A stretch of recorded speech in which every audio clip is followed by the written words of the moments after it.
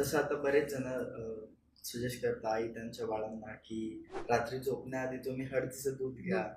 तर हे कितपत योग्य आहे की म्हणजे मी ॲज अ डेली यूज साठी म्हणतोय की त्यांनी डेली मध्ये या गोष्टी घेतल्या पाहिजे का नाही? आता हळदीचं दूध डेली यूज करणं, तर तसे काही फार गरज नसते की हळदीचा डेली यूजमध्ये तुम्ही वापर करा. कारण का, हळद ही उष्ण असते. तर उष्ण असल्यामुळे डेफिनेटली शरीरावर त्याचे काहीतरी इफेक्ट्स जाणू शकतो आपण.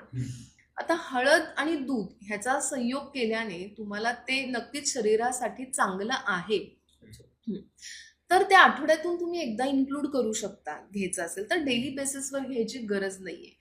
हळद ही उत्तम वेदनाशामक आहे. म्हणजे जर तुम्ही दिवसभर थकला असाल, तुमचं वर्कआउट खूप झालं असेल, तर तुम्हाला शांत झोप लागण्यासाठी तुम्ही हळदीचं दूध घेऊ शकता रात्री. पण सलग महिनाभर घेताय, 2 महिना घेताय, मग तुम्हाला माउथ अल्सर्स येतात. मग पेशंट येतो, की मला तोंड आलंय. अरे का आलंय? कारण का तू गेले 2 महिने हळदीचं दूध पितोय.